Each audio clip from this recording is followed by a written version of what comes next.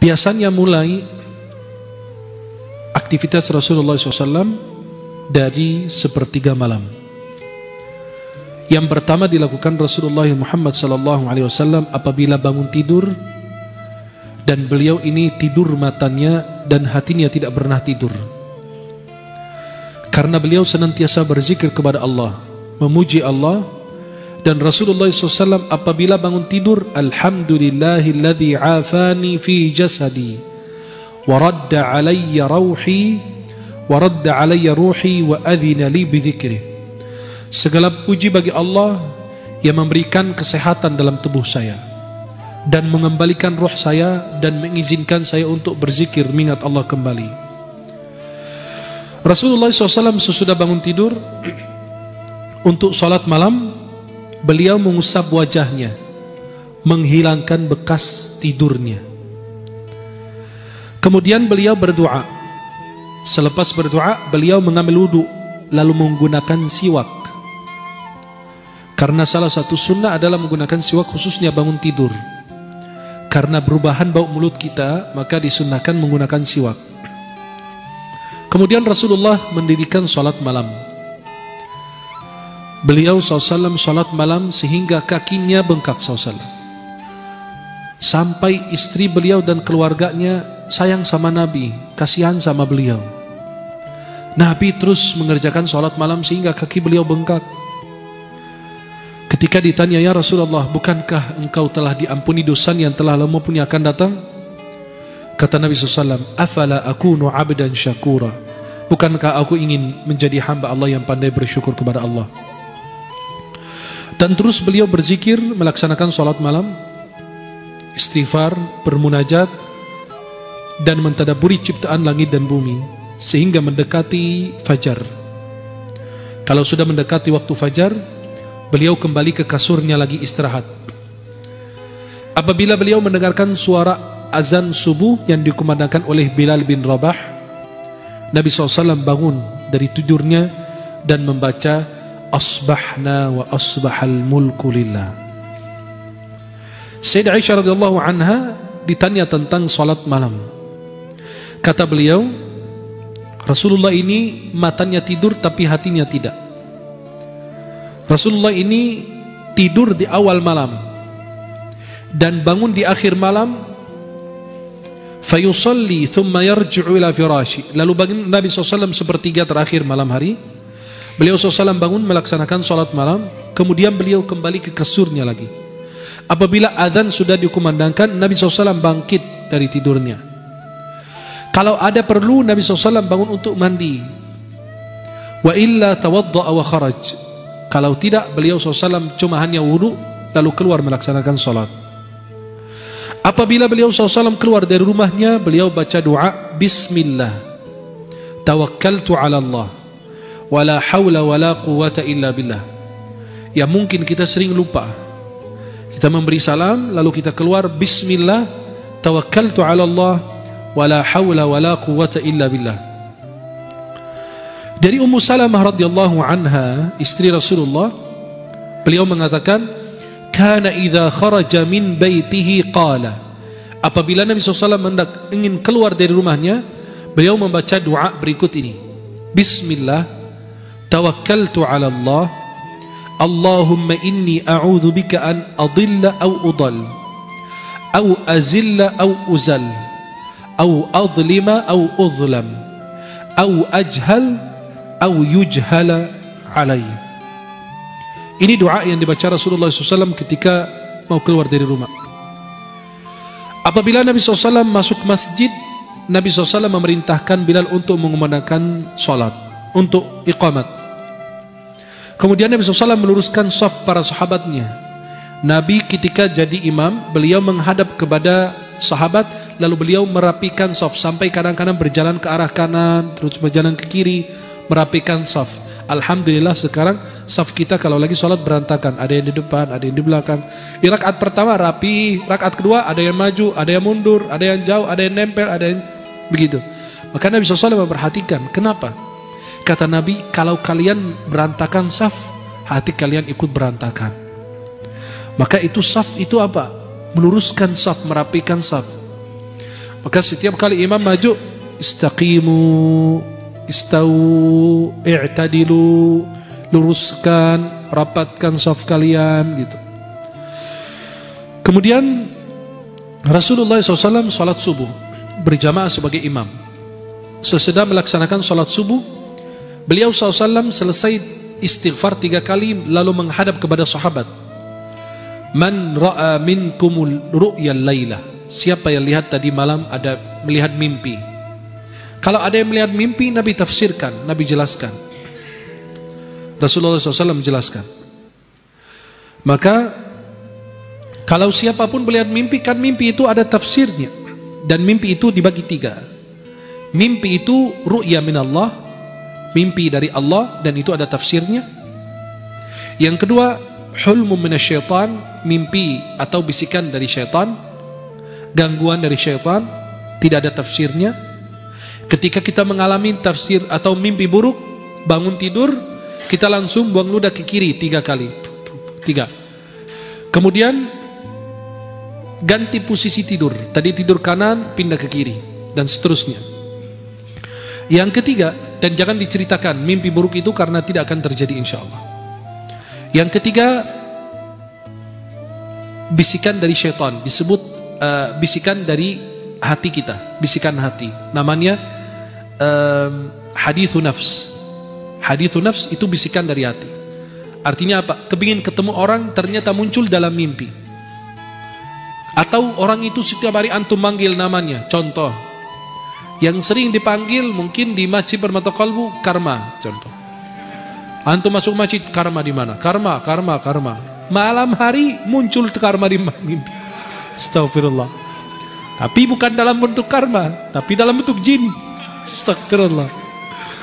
Maka karma muncul itu bukan tidak ada tafsir mimpinya, tapi itu bisikan dari hati. Kenapa? Karena antum berinteraksi dengan orang tersebut.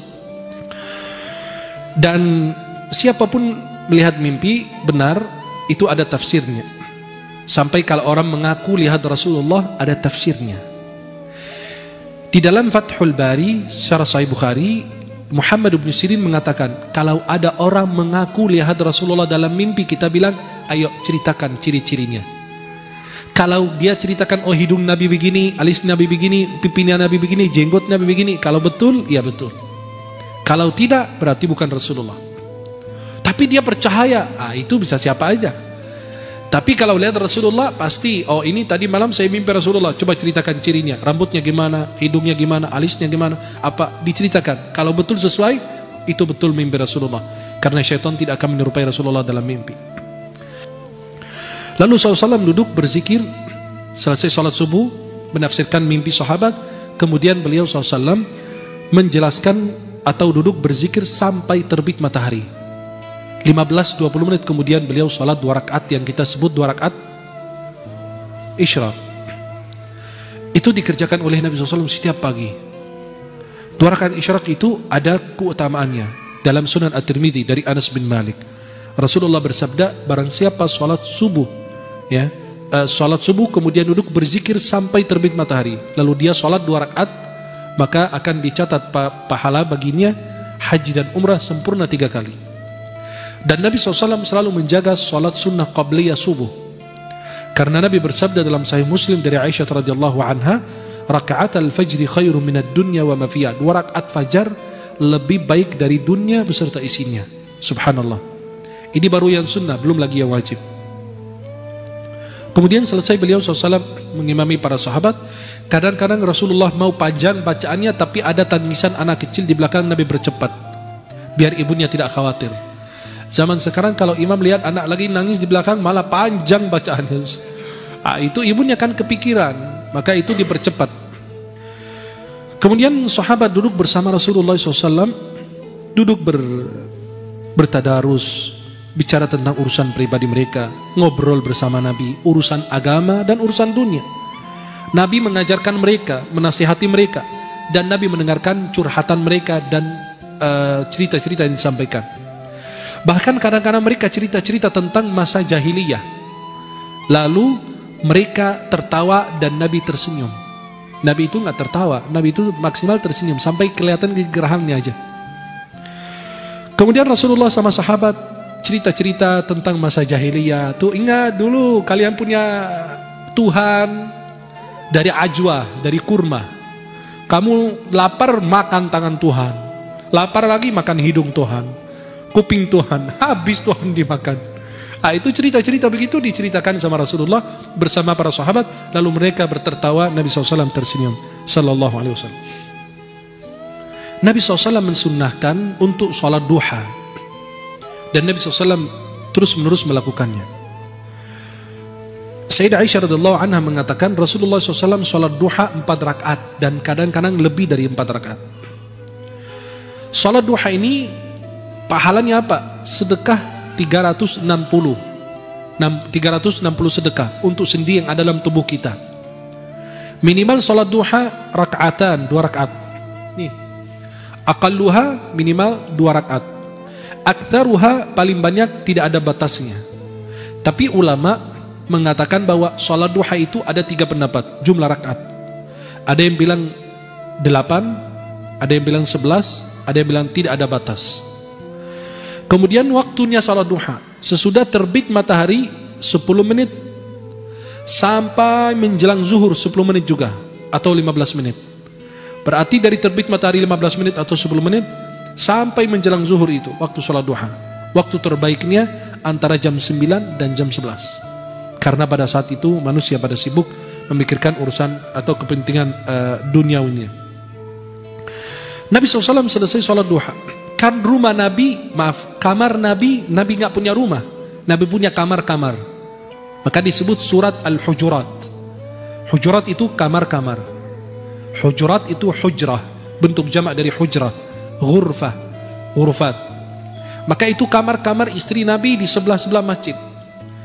Maka Sayyidah Aisyah ketika Rasulullah meninggal dan dimakamkan, dan kita kasih lihat fotonya, dia bikin sekat, kan kamarnya cuma 1. Sayyidah Aisyah bikin sekat kayak hordeng ini, ada makam Rasulullah, Abu Bakar, Umar, dan di situ sebelahnya beliau buat tidur. Subhanallah. Segitu kesederhanaan Rasulullah. Kita Masya Allah, kalau nggak punya 100 kamar nggak puas. Kita menghuninya cuma 5 kamar, sisanya buat jin. Ya, maka Rasulullah SAW kalau selesai sholat duha, beliau kembali ke rumahnya, ke keluarganya. Lalu beliau bertanya, ada ta'am, ada makan hari ini? Kata istrinya, kami belum masak. Kata Nabi, ya udah, saya puasa. Ya. Aisyah mengatakan, qala li ya Rasulullah SAW dzata yaumin. Rasulullah suatu waktu mengatakan, ya Aisyah, hal indakum syai'? Apakah kalian ada makanan? Qalat, faqultu ya Rasulullah, ma indana syai'. Kami enggak punya apa-apa ya Rasulullah. Kata Nabi, fa inni sha'im. Saya puasa. Dan Nabi SAW apabila dihidangkan makanan, beliau itu kalau suka beliau makan. Ma'auba ta'aman qat. Sama sekali nggak pernah mencela makanan. Nabi kalau suka makan, kalau tidak ditinggalkan. Nabi SAW tidak pernah makan tungkurap. Sambil tungkurap gitu Nabi makan kayak kita zaman sekarang gitu, aneh-aneh gitu, nggak jelas. Atau bersandar, tidak. Nabi SAW makan duduk, ya. Dan Nabi katakan, saya tidak pernah makan sambil bersandar gitu. Nabi SAW memberi contoh dalam ketawaduan beliau Sallallahu Alaihi Wasallam. Beliau ikut berkhidmat kepada keluarganya. Gak usah malu kalau Anda ngepel, Anda nyapu, Anda cuci piring, ngurusin pakaian, sebisanya kita. Karena Nabi SAW melakukan hal yang sama. Yaksifuna ala, jahit sandalnya, kemudian beliau jahit bajunya, dan memeras susunya, kambingnya. Dan itu kebiasaan Rasulullah. Tapi kalau sudah masuk waktu sholat, beliau keluar seolah-olah tidak mengenal istrinya dan putra-putrinya. Langsung keluar SAW, seperti tidak mengenal. Kenapa? Ada panggilan lebih mulia lagi. Kemudian Rasulullah SAW apabila ingin mengumpulkan orang untuk kepentingan, ada urusan penting, Nabi SAW ingin sampaikan pesan. Kalau sekarang kan tinggal pakai mikrofon, kalau dulu susah. Maka Nabi menyuruh seseorang manggil as-salatu jami'ah. Seperti kalau kita salat kusuf, gerhana matahari, bulan, atau salat id, kan kita baca apa? As-salatu jami'ah. As-salatu jami'ah apa? Karena tidak ada azan, tidak ada iqamah untuk salat id, maka cukup mengatakan apa? As-salatu jami'ah. Kalau Nabi ada seruan dari Rasulullah atau dari menara, as-salatu jami'ah, berarti ada yang mau disampaikan oleh Rasulullah. Kemudian Nabi SAW berdiri di atas mimbar menyampaikan apa yang sebab beliau mengumpulkan mereka. Apakah ada berita baik atau berita buruk, atau ada syariat, atau mengingatkan mereka. Itu Rasulullah begitu demikian melakukan kepada sahabatnya. Apabila masuk waktu sholat zuhur, Nabi SAW kerjakan sholat zuhur. Dan beliau biasa rakaat pertama agak panjang, rakaat kedua dan ketiga dan keempat lebih pendek dibanding rakaat pertama, biar orang bisa ikut sholat berjamaah dari awal takbiratul ihram atau rakaat pertama, biar tidak ketinggalan. Tapi alhamdulillah kita 23 rakaat 7 menit. Rasulullah SAW kana yutawwilu fi raka'atil ula min salatil zuhr wa yuqassiru fi tsaniyah. Nabi sholat zuhur itu rakaat pertama panjang, rakaat kedua itu lebih pendek. Wa kana yaqilu, Nabi SAW qailulah. Kalian mungkin pernah dengar qailulah. Qailulah itu tidur. Itu jadi khilaf ulama, tidurnya itu sebelum zuhur atau sehabis zuhur. Itu jadi khilaf. Yang saya pilih bahwasannya tidur itu sebelum zuhur. 10, 5, 10, 15 sampai 20 menit. Maksimal banget setengah jam. Itu sebelum zuhur. Antum tidur pada saat itu. Kata Nabi, qilu fa inna syaitan la yaqil. Qailulah, tidur pada siang hari karena syaitan tidak tidur. Kenapa qailulah? Nabi SAW qailulah karena Nabi ingin sholat malam nanti. Qailulah itu waktu sebentar, itu 15 sampai 20 menit itu secara kesehatan sudah diteliti secara ilmiah. Itu memberi manfaat kepada tubuh kita. Maka orang yang mau begadang itu aman nanti. Bisa begadang, bisa sholat malam, bisa baca kitab, bisa mengaji, bisa apa dan seterusnya. Tapi bukan qailulah untuk dangdutan nanti malam. Itu bukan. Yang dimaksud itu qailulah untuk apa? Berzikir, untuk ibadah, untuk ikut begadang bersama keluarganya, bersama sahabatnya, bersama siapa. Itu bermanfaat. Nabi SAW ikut mencari kabar tentang para sahabatnya. Bagaimana kehidupan mereka, komunikasi mereka, pasar mereka. Sampai Nabi ikut ke pasar juga, perhatikan pasar itu isinya apa. Diriwayatkan Rasulullah SAW melewati ada makanan yang orang itu jual. Kemudian Rasulullah memasukkan tangannya dalam makanan itu, lalu ternyata tangan Rasulullah basah. Kata Nabi, apa? Apa yang terjadi dengan itu? Sampai dikatakan itu makanan kurma. Ya kayak gunung tuh di depan, dia taruh sekepok kurma di depan. Pas Nabi masukin tangannya, basah tangannya. Kata Nabi SAW, ini kenapa? Ya Rasulullah, terkena air hujan. Kata Nabi, apa? Kenapa kamu tidak taruh di atas biar orang bisa lihat? Man ghasya falaysa minni. Barang siapa menipu, dia tidak termasuk umatku. Tuh bayangkan. Kenapa? Karena yang ada air itu berat dalam timbangan, betul? Kalau ada airnya itu berat. Maka kalau terkena air hujan, dia timbang, itu dia berat jadinya. Maka Nabi merasa ini menipu. Maka Rasulullah SAW ikut memantau pasar. Itulah seorang pemimpin. Ikut memantau pasar, bukan naikin harga. Dan tidak pernah turun sekali turun ke pasar, pasarnya asal-asalan, dibuat untuk pemimpin. Oh turun Pak, itu lihat ramai semua, Masya Allah, rapi. Ayamnya bagus, sehat walafiat, gemuk lagi. Nah, itu ikannya, ikan hiu, apa, semua bagus. Pak, cabainya murah Pak, tuh lihat. Begini semua di seluruh dunia begitu. Biasanya begitu. Sandiwara semua, kebanyakan. Kecuali yang benar-benar istiqomah turun ke pasar-pasar tradisional yang benar-benar tidak pernah disentuh oleh orang. Kemudian Rasulullah SAW dan Rasulullah SAW sebagaimana dikatakan Umar bin Khattab, kana Rasulullah yasmuru inda Abi Bakrin al-laila kadzalika fil amri min umuril muslimin wa ana ma'ahu. Rasulullah, Sayyidina Abu Bakar, Sayyidina Umar, mereka berkumpul di dalam rumah Abu Bakar untuk membahas, mendiskusi urusan berkaitan dengan umat Islam. Maka Nabi begadang kalau ada perlunya, ada manfaatnya. Dan Rasulullah SAW melarang kita begadang kecuali apa? Mengaji, menemani keluarga, menuntut ilmu, atau ada keperluan yang lain.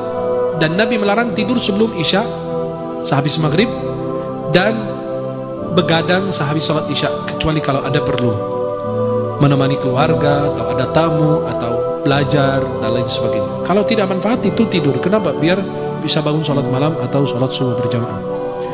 Rasulullah SAW duduk bersama orang-orang beriman, sahabatnya, dan menjenguk orang yang sakit. Dan kalau ada yang mengundang Nabi, Nabi datang. Nabi SAW berjalan untuk memenuhi hajatnya orang lemah, orang miskin. Nabi SAW tidak pernah jijik atau benci atau tidak senang dengan seorang janda ketika ada perlu sama Nabi. Ya Rasulullah, tolong temani saya ada urusan ini, biar diselesaikan. Nabi ikut temani beliau. Wal miskin fayaqdi lahul hajah. Dan orang miskin kalau perlu sama Nabi SAW, karena ada keperluan, Nabi menemani beliau sampai diselesaikan hajatnya. Dan Nabi SAW mencari kabar tentang para sahabat, jenguk orang yang sakit. Dan Nabi SAW selalu memantau para sahabatnya. Dan inilah kehidupan Rasulullah SAW, mengingatkan mereka, mendakwai mereka, amar ma'ruf, nahi mungkar, menjenguk orang yang sakit, dan menolong orang yang membutuhkan pertolongan. Dan dakwah itu adalah kepentingan yang benar-benar diperhatikan oleh Rasulullah Muhammad SAW. Apabila sudah masuk malam, Nabi SAW salat isya, kalau ada urusan umat atau ada ngobrol sama sahabat atau bersama keluarga, kalau tidak, Rasulullah SAW tidur. Apabila beliau ingin tidur, beliau wudhu lebih dahulu. Kemudian beliau membersihkan kasurnya dengan ujung sarungnya. Kenapa? Takut di situ ada binatang yang membahayakan. Itu salah satu sunnah sebelum kita tidur. Lalu Nabi SAW berzikir kepada Allah, berdoa, kemudian tidur sebelah kanan. Kemudian Rasulullah SAW baca doa, Allahumma aslamtu wajhi ilaika wa fawwadtu amri ilaika wa alja'tu dhahri ilaika raghbatan wa rahbatan ilaika la malja'a wa la manja minka illa ilaika. Allahumma amantu bi kitabika alladhi anzalta wa bi nabiyyika alladhi arsalta fa in mutta min lailatik, apabila engkau mati atau meninggal di malam hari tersebut sesudah baca doa tersebut, fa anta 'alal fitrah, maka engkau mati dalam keadaan fitrah, keadaan suci. Waj'aluhunna akhir ma tatakallamu bih, jadikan doa tersebut adalah doa yang terakhir kau baca sebelum tidur. Dan Rasulullah biasa baca ayat kursi, dua ayat terakhir surat Al-Baqarah, amana rasuluh, dan Allahumma amana rasuluh bima unzila ilayhi min rabbih wal mu'minun. Kemudian ayat kursi, Allahu la ilaha illa huwal hayyul qayyum. Dan ini salah satu sunnah yang dikerjakan Rasulullah. Nabi SAW membersihkan dengan ujung sarungnya. Kemudian beliau membaca, Bismika Rabbi wada'tu jambi wa bika arfa'u in amsakta nafsi farhamha. Ya Allah, dengan namamu aku meletakkan tubuh ini, dan dengannya saya akan bangun kembali. Jika engkau menahan roh saya, maka rahmatilah diri saya ini. Wa in arsaltaha fahfadha, kalau engkau melepas roh saya ini kembali dalam tubuh saya, maka jagalah roh dan diri saya ini, Allah, sebagaimana engkau menjaga hamba-hambamu yang saleh. Kemudian inilah kehidupan Rasulullah SAW setiap hari, kecuali kalau ada keperluan, ada perang atau ada apa, kegiatan yang berbeda dengan apa yang kita sudah ceritakan. Maka kehidupan Rasulullah SAW lillahi ta'ala, Qul inna salati wa nusuki wa mahyaya wa mamati lillahi rabbil alamin.